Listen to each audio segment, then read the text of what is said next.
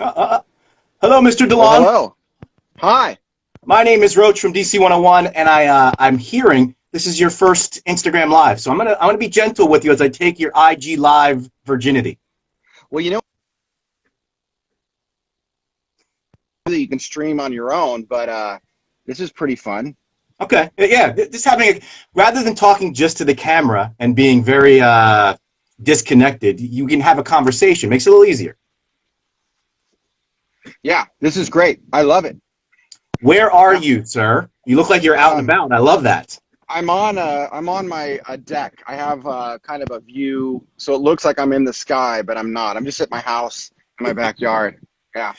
I like that you said kind of a view as you show us sprawling land all behind you. It's a gorgeous view, my friend. Well, you got the ocean right there. That's the ocean. You can kind of see it. Yep. And then this way you have lots of trees and mountains. So it's kind of a spectacular place. I'm actually just renting this place for the time being. And I asked the guy, I was like, will you sell it to me? He's like, no. And then like 6 months later, will you sell it to me? And he goes, no. And then I asked him a third time and then I just gave up. Yeah, after three times, he's probably a little set in his ways. He's not giving it up. Yeah. And why would he? Look at Yeah. the view, man. It's awesome. Yeah, no, it's good. And it's San Diego. So we got golden weather all the time. So that's cool. And this whole COVID thing, Yep. it's really nice to have. I'm really fortunate to have a area where I could sit and just kind of look out because a lot of people don't have that. So I'm very grateful for it. We've said that a number of times on DC 101. If you're like in a high-rise condo in the middle of a city with maybe not even a balcony view, it's really, really difficult not being able to get out. It's very cage-like at that point. Oh, totally. Yeah. And I'm a nature guy, so I wouldn't do well with that at all. But honestly, I wouldn't put myself in that position to begin with. Like living in a city and stuff is not, I don't, even without the pandemic, I just wouldn't be able to pull it off.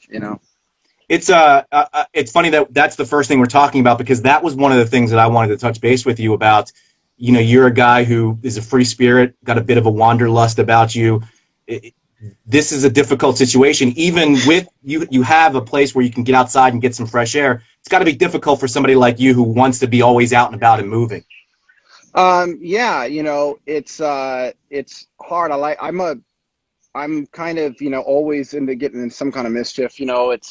It's weird to not be able to do the normal things. Like for me, at least, in the bare minimum, I'm like walk on the beach every day, Yeah. and not being able to do little things like that. But that's when I put in my earphones and I'm doing some type of like paranormal research or something. I just go lost in my head and that kind of thing. A lot of times I'll go on these walks and I'll call my partners at Tita Stars Academy, all these guys from the CIA and the DOD, and I'm just like, okay, what about this? Or what about this? Or does this work?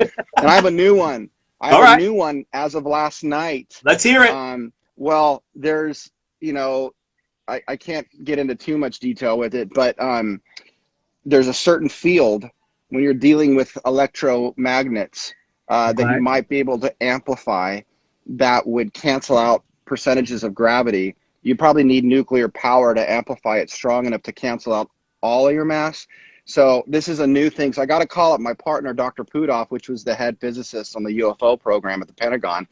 And he figured out how the craft fly within general relativity. So that was part of what his job was at Department of Defense. And a lot of the stuff he dealt with is classified, but I think I'm on to something here. So I'm going to see, but this is how it works. So when you throw this at these guys, and if you're touching on classified stuff, the way they deny it, because they're not actors, they're engineers and scientists and spies and shit. Spies are good; they're trained to lie, but the physicists aren't. So you can usually tell, like when you're onto something, because they try to act like, no, I don't know what that is. But you're like, you're not a good actor, So that's going to be my my calls later on this afternoon from the same chair. But once you get that little tell that maybe you're onto something, that has to spur you to go, okay, now I got to really prove it because I'm onto something. I'm on the right path. I got to keep going. Oh my God. You have no idea how many of those have happened to me. So many meetings and briefings and stuff I've been in where I'll throw something out and all I'm doing is throwing it out there and I'm waiting to read how they act when I do that.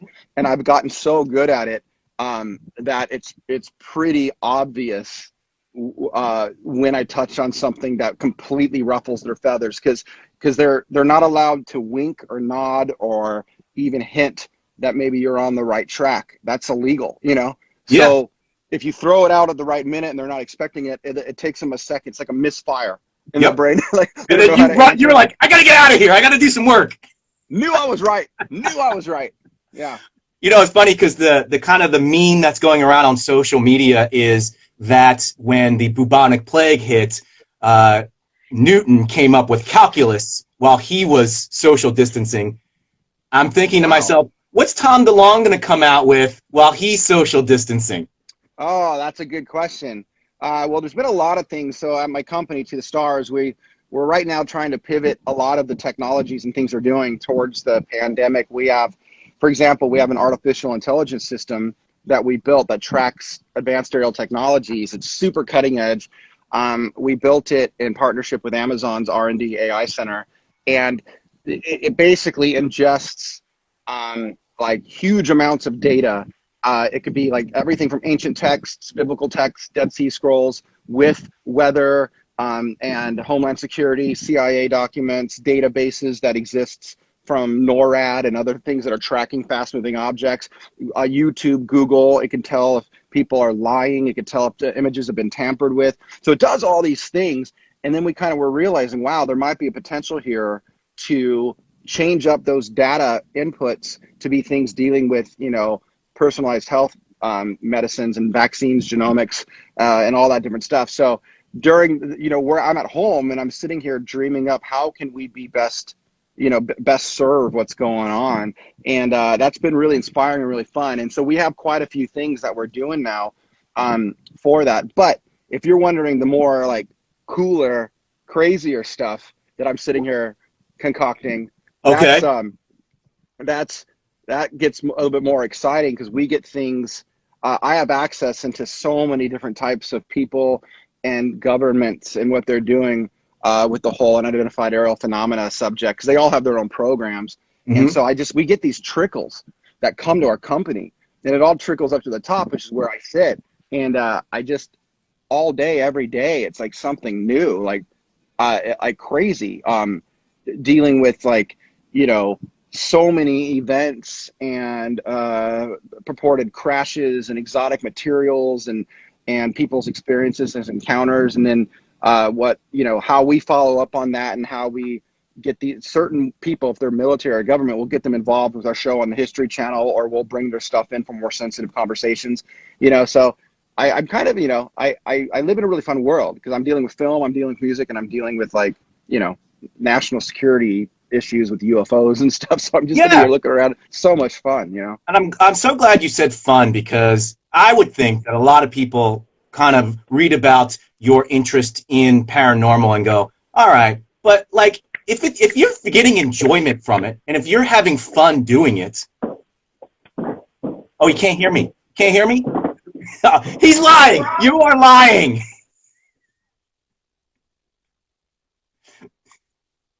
Oh, his connection went out. There he is. Are you back? Hey, how you doing? Oh, speaking of paranormal, did you hear this? I can hear you, but you're all digitalized. Digitized. Take us inside, Tom. I can't hear you. There you go. Okay, Are you so back? my Bluetooth was on, and my kiddo was playing the synthesizer in there, and it plugged my phone into his stereo. So that wasn't my fault. But anyways, okay. Did you just blame the kids? Did you just blame the kids? The kids are just fucking everything up. Like, they really got to get their act together if they want to make it in this world, you know? That's what I'm saying. So what I was saying was, you are. It's fun for you to explore the paranormal, and in my opinion, whatever is fun, why would anybody roll their eyes that Tom DeLonge likes UFOs? If he's enjoying himself, he's not hurting anybody, and he's getting something out of it. And in a lot of cases, you're making breakthroughs. I say more power to you, Tom. Oh my God, I got the U.S. Navy to admit they're real. I mean, they admitted it with my name. You know, they mentioned me, the videos that I brought out, the first declassified videos ever in U.S. history. They said it's real. I've been involved in the briefings. I know the head of the program in the United States government. We've been invited onto the military bases to meet with the intelligence community in Italy. That was on our show. And meet with their program and what they're doing about it. We got in. Well, I can't say some other stuff, but like this is very real. I mean, this is as real as this phone that I'm holding. You know, what the people might roll their eyes, but that's just ignorance. They just don't know. You know, and they haven't seen what I've seen. They haven't been briefed on what I've been briefed on. They're not partnered with the people that ran the program for the U.S. government. I mean, he works for me. So so for people to think it's like weird, it's like, I look at them and go, dude, I don't have time for that. I mean, exactly. If you don't like the fact that we have material that we're in a defense contract with the U.S. government on, and if you don't like the fact that the U.S. Navy said it was real, and if you don't want to deal with the 70 years of reports and people coming out and saying this is real, and then you don't want to, you don't want to accept the actual videos of these craft performing things that we have no technology that can do. I mean, there's nothing else you can do. At that point, you just got to let people be whatever, Yep, exactly. You want to talk about All That's Left Is Love? Yeah, I do. So we did this song, and, was it done before? Yeah, it was. It was finished before all this. The music, just not the vocal take. So I just had to sing it. And so right before I went in to sing it, we weren't doing anything because the quarantine measures that everyone was adhering to. But I just thought, I was like, you know what, if I just change the words a little bit, this might be something more relevant. Yep. And we could raise some money and maybe lift some spirits. But it's not like, me or one song is going to change the world. But I think this is what artists are supposed to do right now. If enough artists put out something that feels good and lifts people up, then you have kind of a mass effect, something that's more like mass consciousness, energy, and changing the way things are. They do this really cool experiment called the Double-slit experiment, where they were firing photons through basically a piece of paper, and they would two little slits, and one photon would go through either each slit or whatever, and it would collect it on the back of the behind the paper, like on a receptor, a receiving board of some kind. Well, what they learned was, depending on which slit the operator was thinking about is where the photon went through, the left one or the right one. It was just thought, so it led to all this discovery, scientific discovery, that thought matters to the material world. Everything exists as a wave of probability. So depending on how you think is going to affect everything around you. So in a time like this, everybody is scared and anxiety and fearful, but then it's starting to like really feed, the consciousness of the world, and that's really what inspired me. It's like, man, we got to start thinking differently, because you're only your thoughts. Yep. But people think that's just like, okay, your mind creates consciousness, and it's just like this weird anomaly we don't understand. I totally disagree with that. So the physicist that I was describing at my company created the psychic spy program for the CIA, and they came up with a protocol through a very strict way of meditating and pulling out information out of consciousness, past, present, and future. They were able to find kidnapped civilians. They were able to find nuclear missile facilities. They were able to they even did a test where they won like 300 grand in the stock market just to show it works with anything. Yeah. And it's crazy, but it just boils down to your thoughts matter. And it's not that your mind creates consciousness.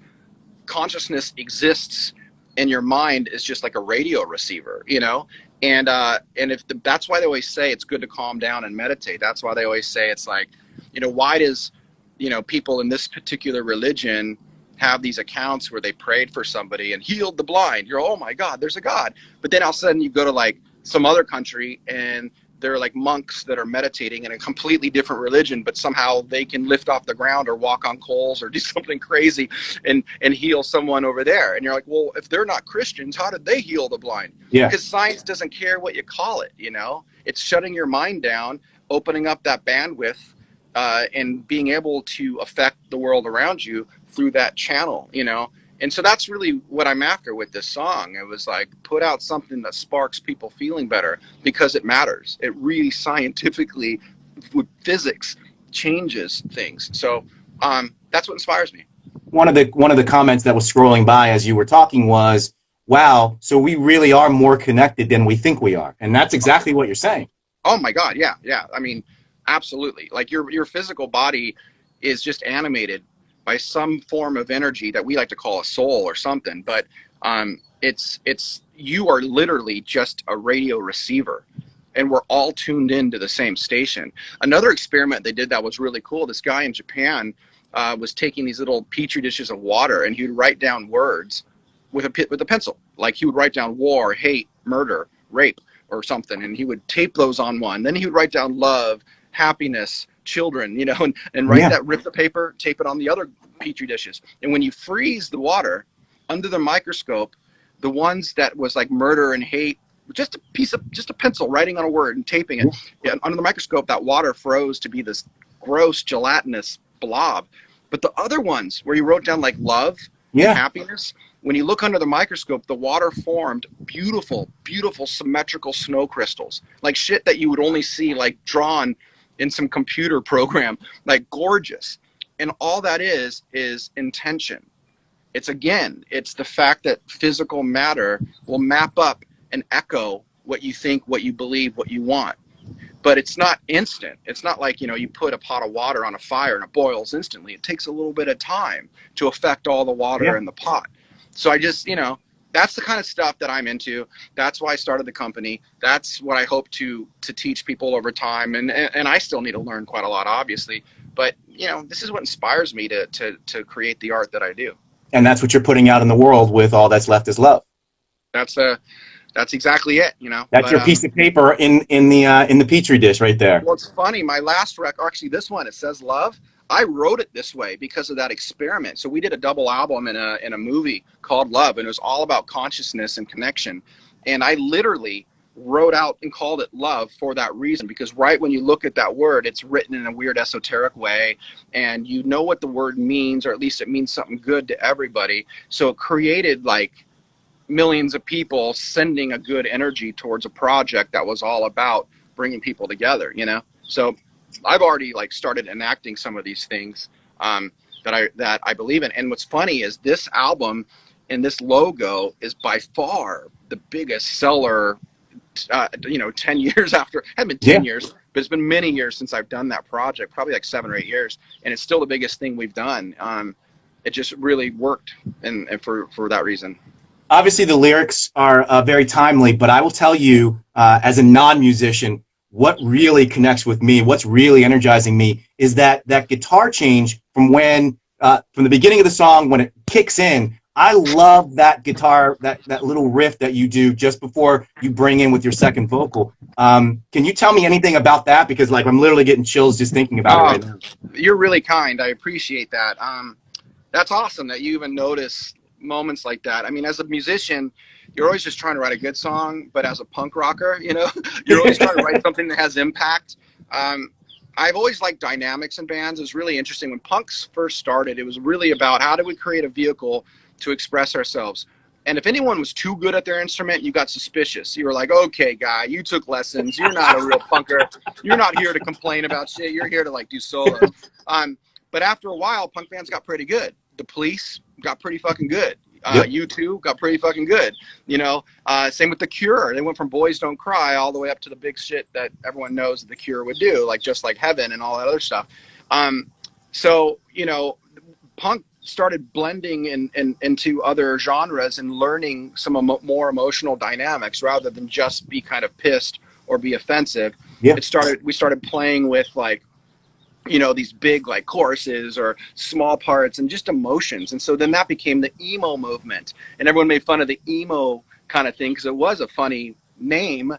But really it symbolized a lot of punk rock bands trying to play with the emotions within the architecture of the music itself, as well as just the lyrical content.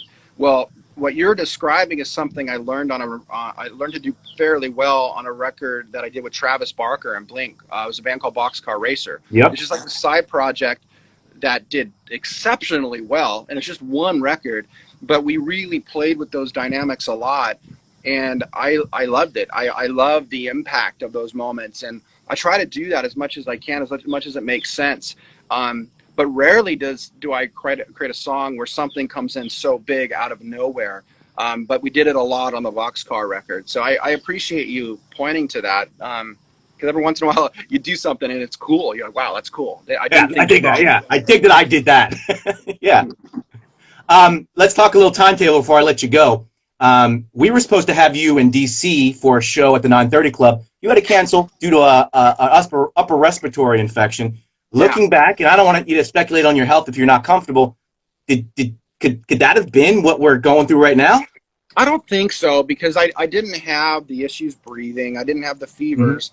Mm-hmm. I basically got really sick in the fall on tour. Like I was, and that wasn't even like the COVID symptoms or anything, but I got a super bad kind of respiratory infection that lingered, and I couldn't crack it, and took like the wrong antibiotics and stuff, and so it just lasted so much longer. Barely got me good enough for December, and we did a December run for like 2 weeks, and I was able to complete that, and it was snowing and freezing everywhere we went, so my body just crashed again.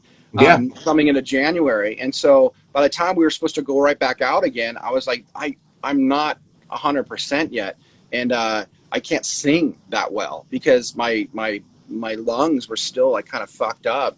And when you're, and being, the way I carry this band, it is very much still kind of like an edgy punk band in its delivery, and to sing for a couple hours that I do every night, it's very different than Blink. I mean, I only have to do half the songs, and honestly, it didn't matter if we sang or not, as long as we had good dick jokes. It was like, it was good.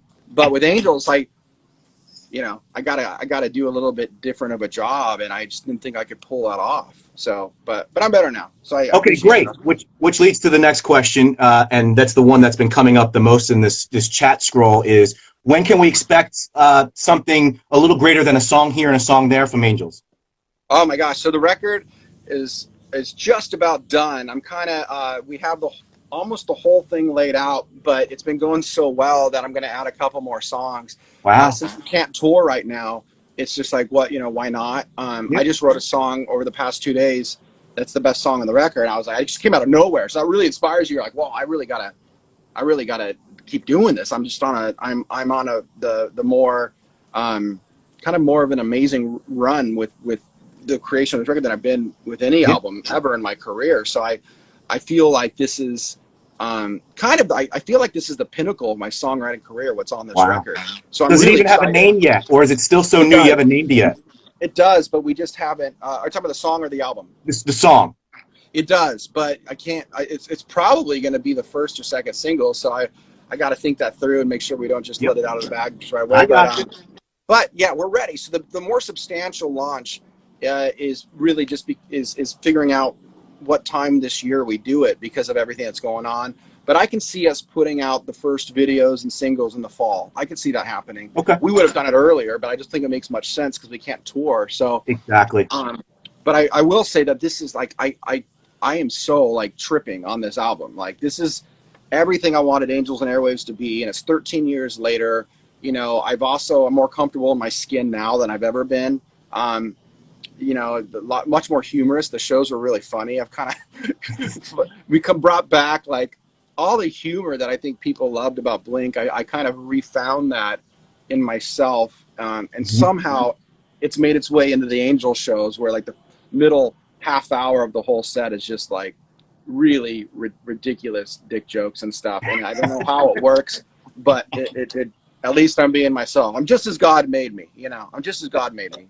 And that's all you can be. That's all I can be, Well, dude, All That's Left Is Love is great. Kiss and Tell was great. So if you're telling me the stuff that you've done even after that we haven't heard yet is some of the best stuff that you've ever done, it just gets me, and I know all Angels and Airways fans really excited to hear this album, which you're hopeful is it will be the fall. Yeah, and I thank you for saying that. Like the All That's Left Is Love wasn't a single. It wasn't like, everyone's like, I only say that it is a single song, but it's like we were not actively working it as like the big single of the record. It was like do something for the pandemic. But I can say unequivocally, yes, like the rest of the record is infinitely even better, so I'm excited. Kiss and Tell wasn't a single either. That was just something to put out because it was done, and we thought that it would just be something out there to chew on until we dropped the real single on the album after Rebel Girl, which was the first one. But so we basically put out 2 songs that aren't meant to be singles at all. They were just meant to be in the public kind of domain until we launched the album. But the response to it has been overwhelmingly good. So I'm really happy. And you never know. You put something out there, like, you're going to hate this shit. You know, what do they feel? So exactly.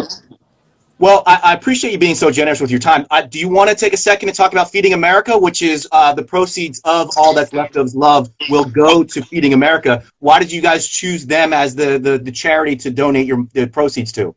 Well, we have a lot of strong connections to the San Diego chapter of Feeding America. So I've done a lot of stuff down here where we've donated things for auctions, or I've handed out food to families that are kind of impoverished or underprivileged kids at schools and all that kind of stuff. So I've done a handful of things with them already. One of the big things, as you know, that's happening is a lot of kids only get the only meal a day they get that's warm is at school. And school's out, you know, and now families are losing their jobs, and food is like, I mean, just getting your basics is difficult for so many people. So it was super simple to say, let's do it with them. I mean, that's like, they're doing this already. They're feeding millions and millions of Americans each week. The problem is there's a lot of other countries, like third world countries and stuff, that need help too.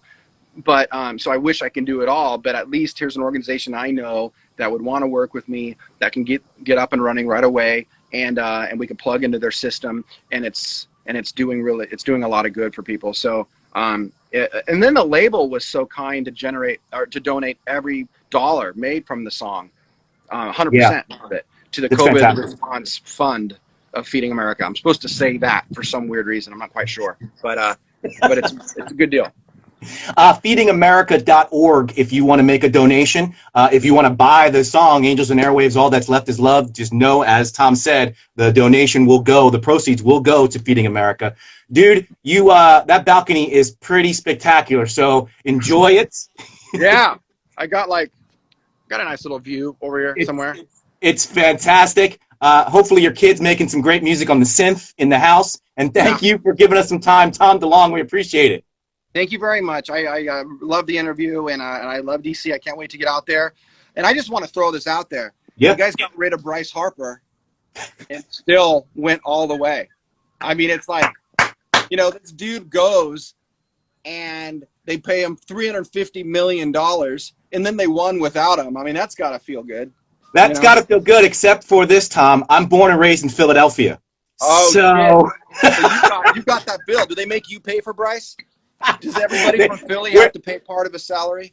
Anybody who ever lived in Philadelphia has to pay $1 to go to Bryce's salary. You're paying the same thing for Manny in San Diego. Hey, I'm not going to talk bad about Manny because he's on my team, but Tatis, we got this young kid. Oh, he's great. Dude, he's so fucking good. He's so good. He's probably like $500,000 a year or something, or $300,000 right for now, and then he'll be $400 million in a couple of years. Yeah, I know, and then I'll be paying that $1. Yeah. Next time you're in DC, we're gonna talk baseball, my friend. Oh, I love baseball. That's the saddest thing right now. It's like we're losing it all. Oh God, I mean that's the one thing. Like I would be at Petco Park, which is the San Diego Padres, every day right now if I could. So, but there's no games, so we'll see. Hopefully you're feeling like all Angels fans are feeling that they can't come to your shows. It's like this. It's music and sports. That's what we live on, and it's been taken away from us. It's true. It's kind of true. Like sports in the summer, and then shows on the weekend nights and stuff. That's what you do. That's what summer's all about. I know that, and you know what I did get though? I got a bike. I went bike. I'm like trying to get a little bit healthier. So that's a new thing. I got a bike. I have motorcycles, so these are a little bit harder than that. A little bit harder. Put in some effort on this. But that's I'm doing my own sport, my friend. But I'm not wearing spandex and all that kind of stuff. Yes. So you know, I want to be clear that I wear sweatpants and a hat. I'm not wearing spandex shirt, shave my legs, all that kind of shit. Not doing that yet. Now listen, Tom. Over your shoulder, there are mountains. Do not start biking up in the mountains until you've got that cardio up there, all right? I'll never go to the fucking mountains. Fuck that. Who wants to bike up a mountain? Whenever you drive by a guy biking up the mountains, you're just like, what are you doing? The first thing is like, Jesus Christ, man, what a sad existence. You know, but first time I got an electric bike, it was super funny. I like there's this huge hill that's on the coast over here by the beach, and all the bicyclists go up it. There's thousands of guys on 10 speeds and shit in Southern California on the Highway 101 that goes up the coast. It's a daily occurrence, especially on weekends. You can't even get by on a car. Well, this huge hill is a monster for these bicyclists that are going that direction. Well, I got my electric bike years ago, and it looks like a big kind of 10-speed mountain bike kind of thing. But this was before electric bikes were even popular. Not very many people knew what they were. They were out. And I remember I'd go to that hill, and I would just have my hands off, and I'm just like going straight up, passing all these guys, pedaling like it's no big deal. And they would all be looking, and they're dying. I mean, they're sweating, and they're pumping, and they're standing up. And I just come up, sitting down with my arms off the thing, like, oh. Hey, bro. Yeah, I don't know. That's my style. That's why I would do it as well, man. Yeah. All right, Tom. Have a great evening or have a great rest of your day, and thank you for the time. We appreciate it. And remember, baseball, when you come to DC, we're having a conversation. Let's do it. All right, man. Have a good one. Bye.